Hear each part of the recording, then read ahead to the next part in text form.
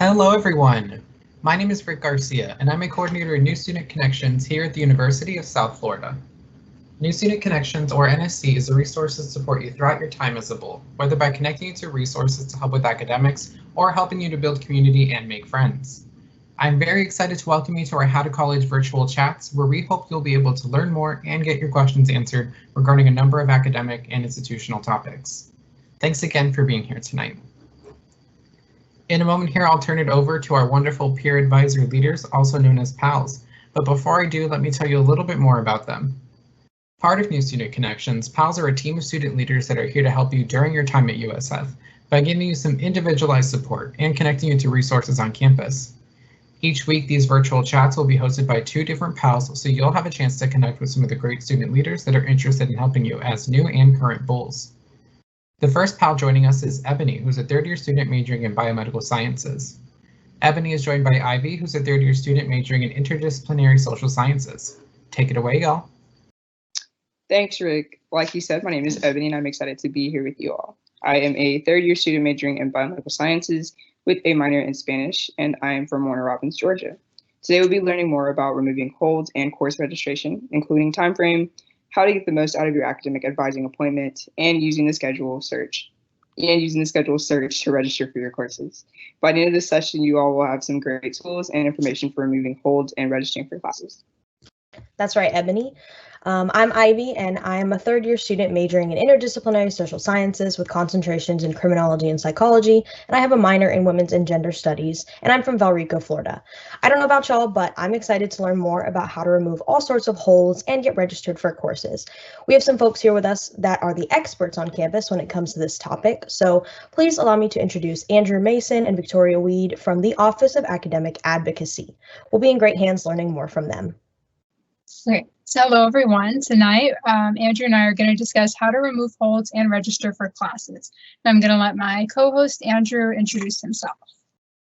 Hi, good evening, everyone. My name is Andrew Mason, and I work as an academic advocate in the Office of Academic Advocacy, which is a part of undergraduate studies at the University of South Florida. We serve students across all 3 campuses that are at the institution. So whether you're at Sarasota, Manatee, St. Pete, or Tampa, you can use our office as a primary resource. I work typically with our transfer students who are coming to us from any of our partner colleges across the state, or even those that are coming from out of state. But I also teach exclusively first-year students. So I've got an interesting mix of the students that I work with and the students that I teach. And right now I'm working with onboarding all the transfer students that are starting this summer or fall of 2021. Hello, everyone. My name is Victoria Weed. I'm an intake coordinator with the Office of Academic Advocacy on the Tampa campus, and I'm also a graduate student in the College Student Affairs Master's program. So the first thing that we're going to go over tonight is what the difference is between academic advocates and academic advisors, because these are 2 roles that often get conflated. So what academic advocates do is they monitor student academic progress. So they each have their own group of students, and in their group of students, they will look at their students' grades, maybe their students' class attendance, or like if their student has any holds on their account that might prevent them from registering. And then if they see any students that they think might need some additional support, they'll reach out to those students to try and offer that support. Another thing that we do is we triage student issues that are impacting the student's ability to persist at USF. So when we meet with our students, we find out what's impacting their ability to succeed academically at USF. So it could be like family concerns, financial concerns. It could just be they're not understanding the course content. So we try to get at kind of the root of their issues and try to help them with that. And a part of that is we will also refer students to additional campus partners. So maybe a student that we work with, we think that they might benefit from seeing someone at the Counselor Center, at the Academic Success Center. So we will help students get in contact with those offices as well. And then what academic advisors do, they assist students with academic planning within their major. So if you have questions about what courses to register, or if you're considering changing your major, your academic advisor is the person you should speak to about that. Another thing that academic advisors do is they can remove academic holds, like an AA hold or an AP hold. You'd have to meet with your advisor to go through those, not with an academic advocate, because we can't remove academic holds. And lastly, academic advisors help students understand USF academic policies and procedures. Here are some important dates for you to all keep in mind. As of right now, spring 2021 midterm grades are available for viewing on OASIS. And then next Saturday, March 27th, will be the spring 2021 withdrawal deadline. So if you have a midterm grade from a course that you've been struggling in and you're maybe not too happy with the midterm grade and you don't think that you'll pass that class, you do have the option to withdraw from that course, but you should do it before next Saturday. And also before doing so, it would be a good idea to probably speak with your academic advisor. And then starting Monday, March 29th, summer and fall 2021 registration will begin. So you can check in OASIS for your assigned registration date and time. So here are a list of some common holds that new students experience.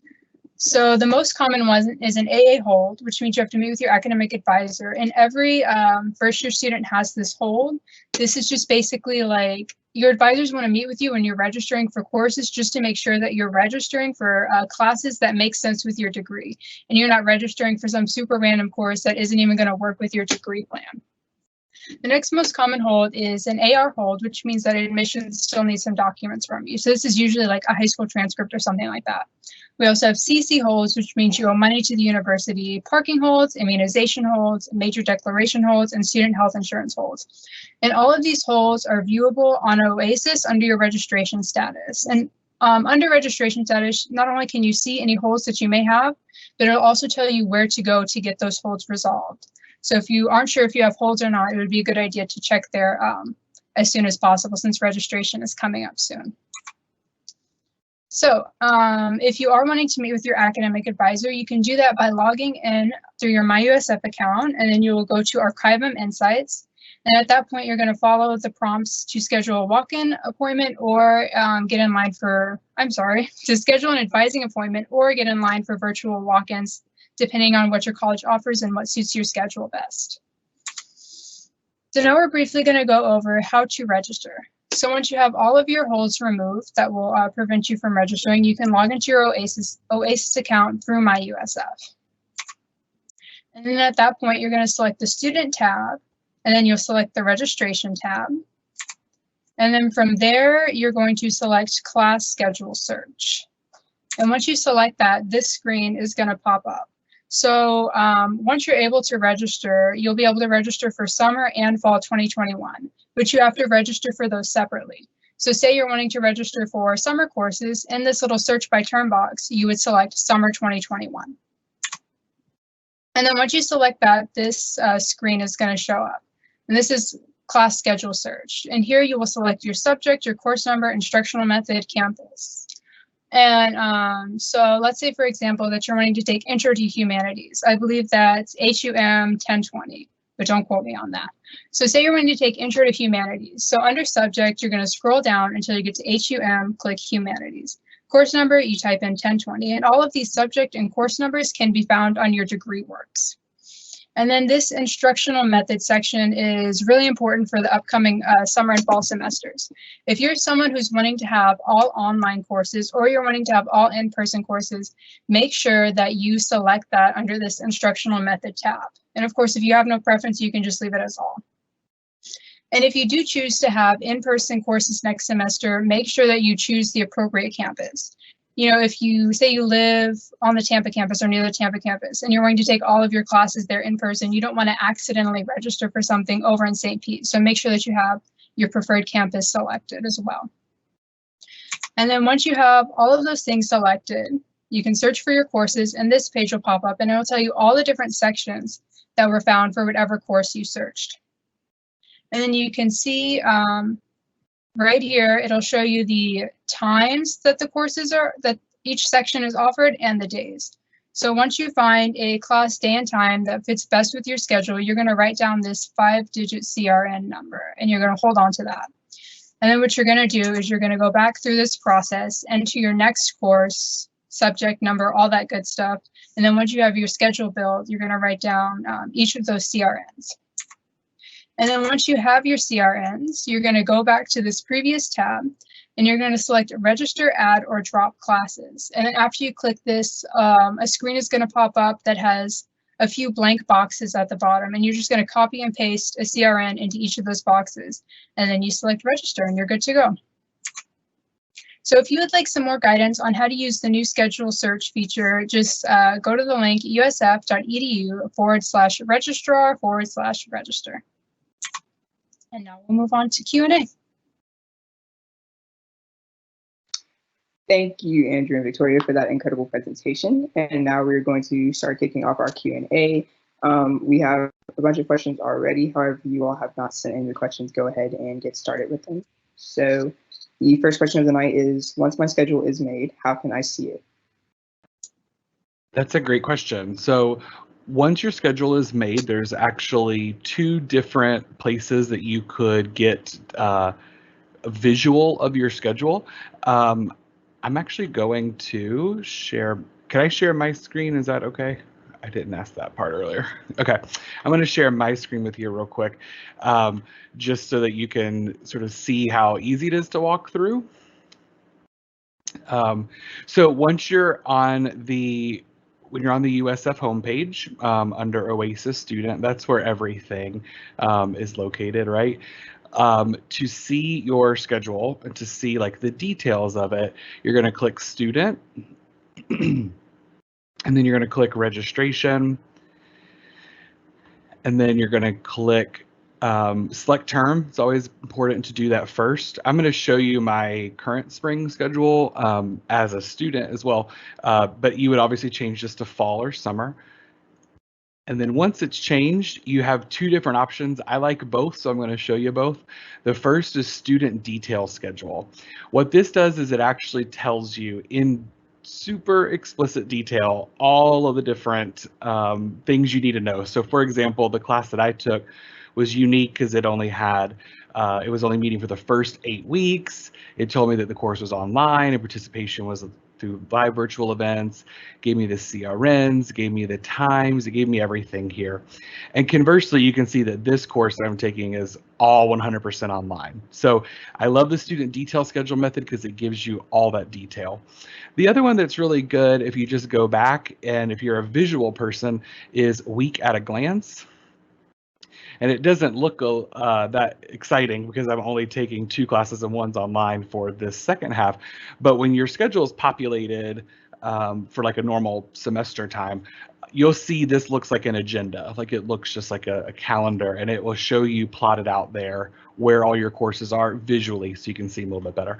So the quick answer is just under the registration function under student, Week at a Glance and Student Detail Schedule are the 2 that I would use to best see your schedule. All right, thanks. So the next question is, what exactly is drop add? Oh, great question. So drop add refers to that first week of courses, regardless of what term you're in. So if you're in summer C, which is the long summer term, or summer A, which is the first half, or summer B, which is the second half, regardless of which term you're in, it's always that first week of courses. Now, there are some different caveats if you're taking some alternative calendar unique courses, but by and large, it is the opportunity for you to drop and add courses as much as you need to facilitate a better schedule. So one example of why this might happen is, let's say you have some options on which classes you want to take. You don't have an exact class that you need to take, and you're open to some electives, or even in the gen eds, like you have multiple different options to fill that. And you get into class and you take a look at the syllabus and you just know that the syllabus is not going to be congruent with how you learn, right? Let's say it's very test heavy and you're better at paper writing, or the opposite. Drop add allows you to drop that course and pick up another one in that same week with no financial or academic penalty. So that's the purpose of drop add. A lot of students see quite a bit of fluctuation during drop add because they are trying to get a better schedule for themselves, and that's absolutely the name of the game. I think that's good. And to make the most out of drop add, what I would recommend is just simply Creating a bunch of options and backup plans. Victoria walked you through like how to search for classes. And so let's say you're not a morning person, but the only section of a class that you need that's open is at 8 a.m. on Tuesday, Thursdays, and you know that that's just not the best for you. Go ahead and write down some of those other CRNs that could potentially come up for you or that you might be more interested in, like a 10 o'clock or 11 o'clock type session. And that way during drop add, you can try plugging those in to see if like that new section's opened up. And also my other tip for it is very early on, very early on, I would recommend that you log into all the classes you have access to in Canvas before the first day assignment is due and take a look at those syllabi, take a look at the course schedule, and just make sure that that class is going to be the right class for you, especially if you have options as to which class to take. One of the best tips you can also get is remembering during add drop week is you can add and drop at the same time. So kind of like it's already been said, like Andrew said, to have the CRNs written down, like make sure that when you have it, okay, just make sure, sorry. Make sure that when you have the CRNs written down, if you know like this is the class that you want to take and it's the class that you want to drop, then go ahead and put your drop one up and your add one at the same time. So that way when you submit it, you're getting added to that same class as dropping it at the time. Because what you don't want to do is drop a class and then try and add and you realize you don't have the availability and then you don't have any of the classes that you want. So that would be like the biggest, most like tip that I could also give you all. All right. So the next question is, what's a good time to meet with my academic advisor and get ready to register? Yesterday. No, I'm kidding. The unfortunate answer is that there is a lot of students and so few advisors, right? So as Victoria shared with you earlier, the first registration window opens. That doesn't necessarily mean that yours will, but the first registration window opens on March 29th. That is not next Monday, but the one right after. So as I'm sure you can imagine, it's probably already filling up with your advisors, to be frank, because students are preparing to register in 2 weeks.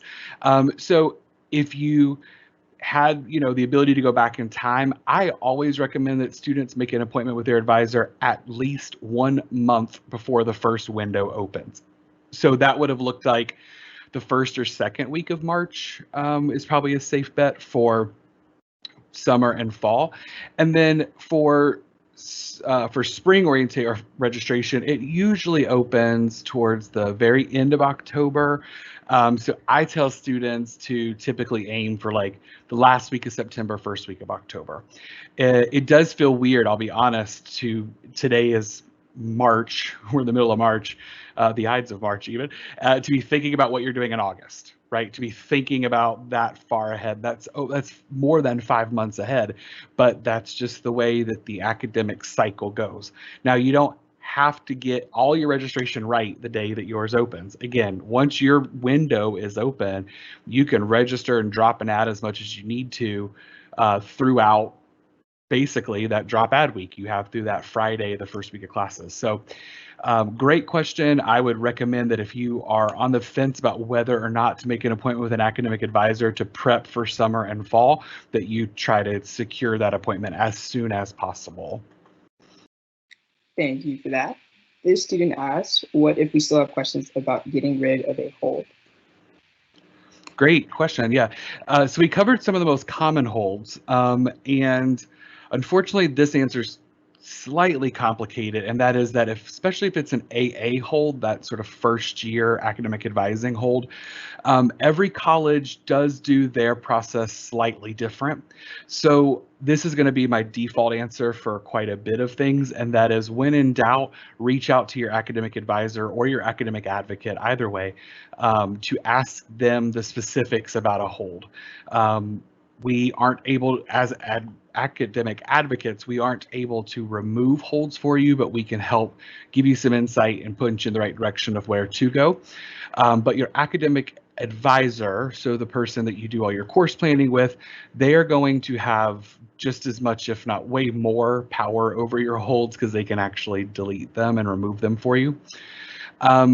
any of the ones that begin with a C for the most part, so CA, CC, CU, we didn't go through all of them, are really cashiering holds. And for your financial privacy, your academic advisors and your academic advocates don't really have that kind of granular level information for you, just simply because of privacy rights. So if it looks to be financial, I would reach out to either financial aid or cashiering directly. If it looks like anything else that you don't have clarity on, your advisor or advocate, there are typically email addresses in the descriptions of the holds as well. So for that specific hold, who's in charge of that hold for you, there's typically an email address there. All right, thank you for that. Yeah. This next student asks, well, they said it's been hard getting an appointment with their advisor. What should they do? Yeah, that's tough. Again, like our registration window the first window opens on March 29th. And so you're fighting with typically juniors and seniors who have ran this system, 6 or more semesters. And so they're pretty familiar with how this game works. So the easy answer is in the future, schedule early. That doesn't necessarily help you now. But what I would recommend is a combination of things. One of them is to check on both Archivum, where the schedule exists, as well as on department websites to see if your advising area is going to hold any group advising or workshops. A lot of times, particularly for first-year students, the larger majors especially, will hold workshop style where they'll advise 50 students at one time. Even though you are unique and your academic course and your academic path is unique, there is typically quite a bit of shared overlap for our first year and even sometimes our second year students. So it's easier for advisors to advise those large formats. So that's the first one, is like, see if, other than making that really sort of specific direct one-on-one advising appointment, see if there is an opportunity for you to attend a virtual workshop that they're holding. The other piece is that and Victoria touched on this a little bit, they might hold walk-in hours. Now, for now, they're virtual, but we just still use the term walk-in hours. But typically what will happen is they'll say, we open up the queue at 8 a.m. on this and this date, and you go in and put your name in just basically in a staging list. And if they get to you, they'll get to you. Or they'll cut the list off at some point when they know they can't take any more students. So that's the other one. And then the third is, this is not at all a replacement for academic advising. I want to be really, really clear. But on the USF website, through the catalog, you can actually find what we call our semester plans. So if you feel like you have no direction on which classes to take next, you absolutely can use some of our four semester if you're a transfer student, but our 8 semester plans if are coming in fresh. And what I like about them is that it actually lays out for you in what semester certain benchmarks that you should be hitting and certain critical courses that are necessary to move on. So again, even without you knowing exactly what to take, and again, that is not a substitution for proper academic advising, but I would tell you to just look at the 8 semester plans and see if that helps point you in the right direction to at least start getting enrolled in some courses. And you could always meet with your academic advisor a little bit later on in the semester just to kind of check in and say, hey, does this look right for the next upcoming terms? Nice. Yeah, I definitely did not know about the queue, so I will use that. All right. So the next question is, should I go to my advisor now or one for a new major if I want to switch majors? Okay, yeah, that's good. So what I would recommend is, if you know what major you're wanting to go into, and this is where it gets a little technical, you know that you're going to be able to admit to that major, meaning that it's not a limited access or restricted major. So for example, let's say you want to go from health sciences to public health. Okay, neither of those are restricted majors. You can make that transition pretty easily. Let's say you wanted to go from psychology into chemical engineering. Well, chemical engineering or all engineering majors are limited access. And so it'll be a little bit more difficult for you to move straight into engineering, if not impossible. So it depends on your situation. I would always recommend first actually starting with your current academic advisor, just to share with them your plans for moving into a new major. All advisors across campus, for the most part, are rather well versed in some of the other majors that are parallel to their programs. And so if you sit down with your advisor and you express, hey, I'm actually looking to go to declare this other major, I would say 99% of the time they're going to have some insight as to whether or not that is a good fit for your like career goals based on what you've expressed to them before, or also if it's technically even going to be possible for you. A lot of our advisors will lean heavily on our degree progression policy, which basically just says you've got to get out in 4 years, right? And so if you're a sophomore joining us tonight, you know, or even a junior joining us tonight, and you're thinking about making a switch, that's where it gets a little bit more complicated too, because you might not actually be able to make that switch. So what we would encourage you to do is start with your current advisor that you have a relationship with, and see about, is the switch possible? And then if so, absolutely go make the appointment with a new major. Now, the other side to that answer is, if you know that it's not limited access, and you know, and you're really early on in your career with us still, and you have plenty of time left to graduate, and you know that there shouldn't be any issues, you absolutely can go make an appointment with that new advisor. They're going to help declare you through the process and give you some advice on courses. And if you're not eligible, they'll redirect you back to your current major. So either way, you're going to end up in the right place. It's really about, to be frank, about availability. Which one can you get in with first? And do you know enough about the major that you're thinking about switching into to know if it's got any restrictions on accepting new students? Wow, that was a lot of good stuff. This next question is, how does a student know who their advisor is? Oh, great question. So when you're in Archivum Scheduler, and I actually wish I could walk you through this part, but unfortunately, because I'm not an undergraduate student, I don't have a credential for it. But when you're in Archivum Scheduler, there is an option for you to schedule an appointment, and the first question you come to says, do you know who you want to meet with today? And you can simply click no, and what that will do is it'll actually take you through what college is this major in, what major is it. It'll take you through those questions, and once you've answered those questions, it'll populate a grid of all the advisors that are certified to advise for that particular major. So some advisors advise across multiple majors. Some majors are so big that they have multiple advisors. So there's no easy broad answer that I can give the whole group. I would simply say log in to Archivum to make your appointment with an advisor, and then do the no, I don't know who I want to see today, and work through that, and it'll give you the options. My other pro tip about using Archivum Scheduler is, right before you actually select someone, there's a link towards the top that actually, above that group, that will say, show me the next 5 available. And if you really don't care what advisor you see, you just need to get to an advisor in your major because you just need them to verify your course schedule or whatever it is, you can click that link and it'll show you the next 5 slots that are available over the next 2 weeks, I think, or over the next week, and it will tell you who it's with. So if you're just desperate for an advising appointment, you don't really have a specific person in mind, use that show me next 5 available feature. If you want to start building a relationship with an advisor, pick one from that grid that populates, and then once you pick it, stick with them. All right. Up next is, how do we see our registration time? Sure. So, Rick, I'm going to share one more time just because it's a little bit easier to walk through.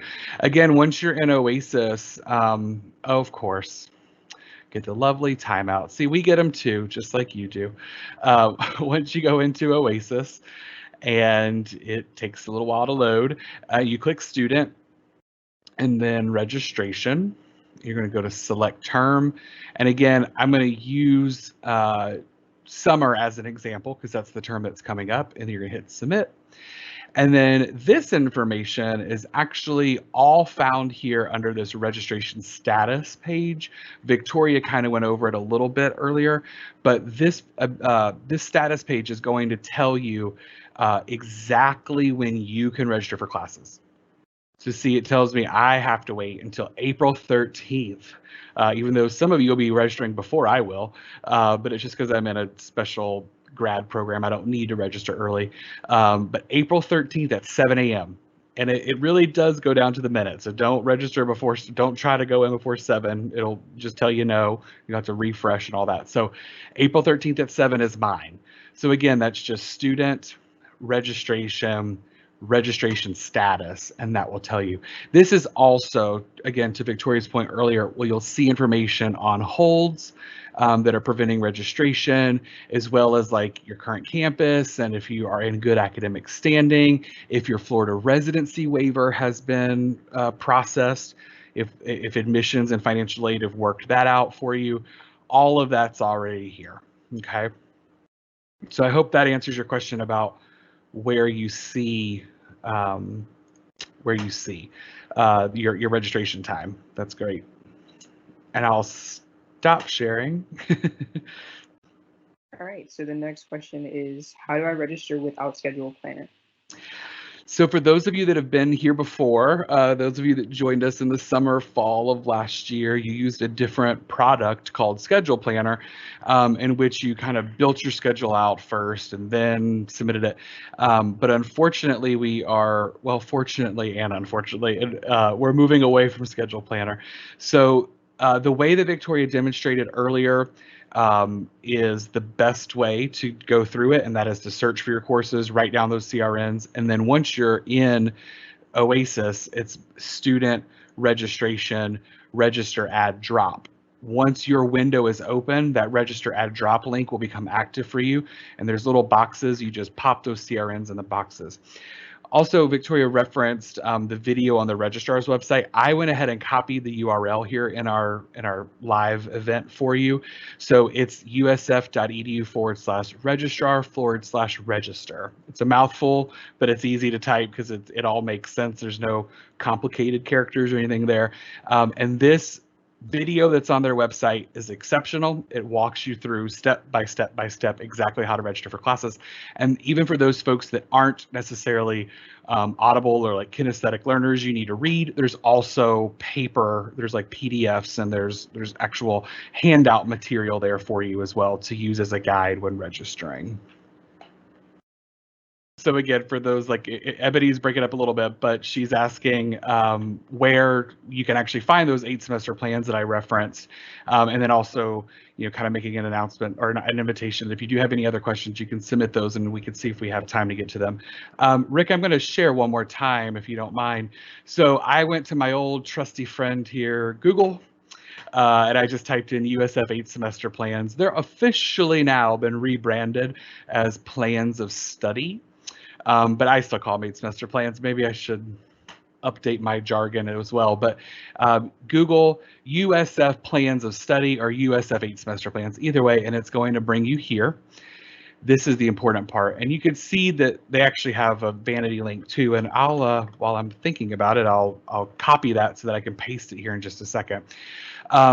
This 2-year plan is for our transfer students. So if you're a first time in college student who's here for 4 years or 8 semesters, ignore this piece. If you're a transfer student and you have your AA already and you're just looking to come complete a major, then you need to be looking here at the 2-year, which is a 4-semester plan.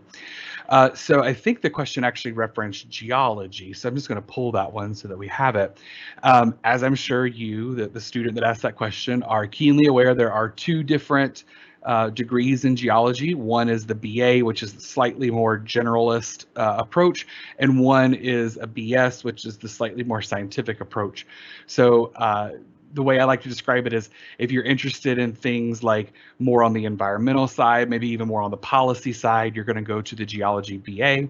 If you're interested in more of the scientific stuff, or you've already gotten some calc under your belt or some physics and things like that, then you might want to stick to the BS side. I'll just use the BA side for this example. But then you hit selected plan, and it will basically tell you again per semester.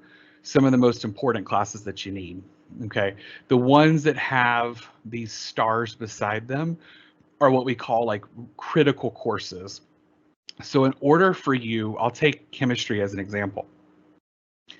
In order for you to get up as far as you need to go in some sciences with geology, based on the classes that are coming later in your major, you actually need to go ahead and be in Gen Chem 1 as early as your first semester. Okay. If you were a spring admit, then you still just follow semester numbers, not necessarily the spring fall label. The good news is that very, very rarely will you see a college have one of these core or critical courses in the summer.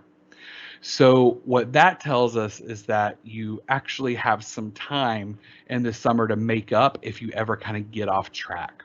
Okay, so you could see that like they want you to take Gen Chem 1 here so that you can take Gen Chem 2 here. That's because they believe having these two courses will help you in taking calc. And so you need to take calc here. And then before you move into this mineralogy class, you need to have calc. So you see they all kind of stack on each other. So these semester plans are really great places to start. But I just want to emphasize one more time that this is not a replacement or a substitute for proper academic advising. And so I would still highly recommend that you make time to meet with your academic advisor. Thank you, everybody, for submitting questions. So before we finish, Andrew and Victoria, do either of y'all have any key takeaways or final thoughts before we wrap up tonight? Victoria, was there anything that in Q&A that I didn't cover or that you think is helpful as a student yourself as well? No, I think you did really, really well. Might not help that I'm a graduate student. This is my second semester year, but I think you did really well, Andrew. Well, that was not fishing for a compliment, I promise, but thank you. I would say key points are just truly, as I kind of mentioned throughout, some themes here are early is better. Try to get an academic advising appointment as soon as you can. Even once you make that appointment, if it's at all possible to kind of stick with that same advisor so they can be with you for those 4 years. I love it. I used to be an academic advisor before moving over to the advocacy role, and I had students all the time that I had from orientation to graduation, and it's an incredibly rewarding experience, both professionally, and then for you, there's a level of continuity there that you don't have to re-explain yourself in your life every time. And let's face it, it's college. Like, you're going to be growing in different ways personally as well as academically and professionally. And it's really nice to have that same kind of constant person there with you, that as you're changing and evolving, you know, they're seeing your growth and they're helping support you in that growth. So if it's at all possible for you to pick an advisor and stick with them, that's kind of my another big tip. Again, going early to advising appointments if possible. And then I just think overall, a really practical tip, if you've not already done this, is add your student email account to your phone. You'd be surprised at how many students tell us they didn't get emails until a few days or weeks later after finally logging into Outlook, which is our new student-based email system. Even though you get a lot of emails, I realize that the university likes to email you quite a bit. It is better to have those on your phone. And when you see a name that you don't recognize at first, check out the email, make sure you know that they're reaching out. Usually correspondence from your academic advisor or even our office will include your name somewhere at the very beginning, and or your U number. So you know if you see that kind of in the message preview, it's probably important. So just add your email to your phone. That's the university's standard and most common way of communicating with you as a student. And so it's really nice to be able to like know that what we're sending you is actually getting through. So I think that's probably like my big key advice is just go to, try to get an advisor appointment early, try to stick with the same advisor, and put your email on your phone, or at least commit to logging in at least once a day to the desktop version. Okay, those were some great questions, everyone. Hopefully this time was helpful for you to learn a little bit more about getting rid of your holds and getting prepared for registration soon. Thanks again to our pals, Ebony and Ivy, and to Andrew and Victoria from the Office of Academic Advocacy for helping us all to dive in a little bit deeper and learn more about our holds in registration. To connect with the great folks over at the Office of Academic Advocacy, and if you have any follow-up questions for them specifically, their email is currently displayed on your screen in the middle, academicadvocacy@usf.edu. You can feel free to send them an email with any of those questions. And to stay connected with us at New Student Connections, you can follow us on Instagram at USF_NSC or email us at newstudent@usf.edu, both of which are currently on your screen as well. And then for more information about these virtual chats and really great opportunities for all Bulls here at USF, please check out the Go Bulls Guides app, where you can find the USF Student and Family Guide, which is a one-stop shop for resources at USF, as well as events that you can take advantage of. And if you'd rather access that on a browser instead of an app on your phone, you can use the URL on the left side of the screen. Thanks again for joining us to learn more about how to college, everyone. And as always, go Bulls!